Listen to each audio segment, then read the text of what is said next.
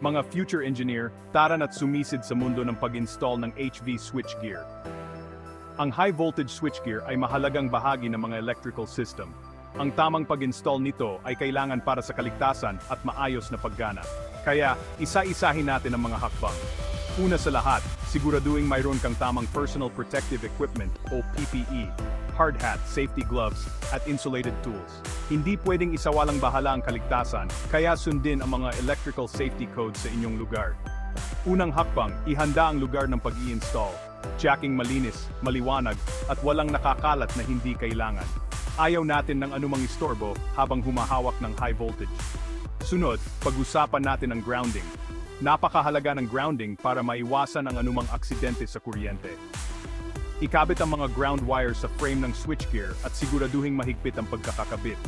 Ang maayos na ground connection ay maaring makapagligtas ng buhay, kaya doblehin ang pagsuri sa iyong ginawa.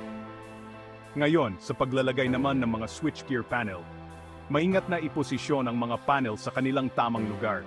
Gumamit ng crane o hoist kung kinakailangan. I-align ng maayos at i-bolt ng mahigpit para maiwasan ang misalignment.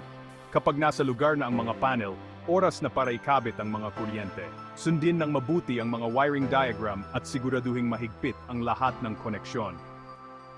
Ang maluwag na koneksyon ay maaring magdulot ng mapanganib na arcsing o pagkasira ng kagamitan.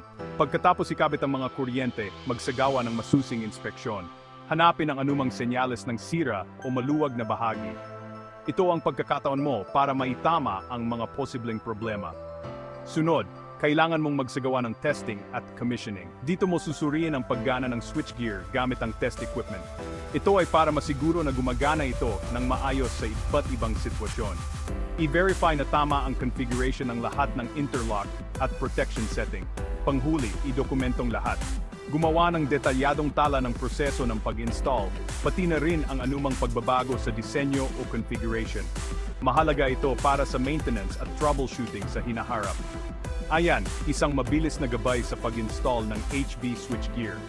Tandaan, ang practice ay nakakapagpaganda ng gawa, kaya patuloy na sanayin ang iyong mga kasanayan at manatiling updated sa mga pinakabagong pamantayan at teknolohiya. Salamat sa panonood. Kung nakatulong ang gabay na ito, huwag kalimutang mag-like, mag-share, at mag-subscribe para sa mas marami pang engineering tips and tricks. Hanggang sa muli, manatiling ligtas at patuloy na mag-imbento.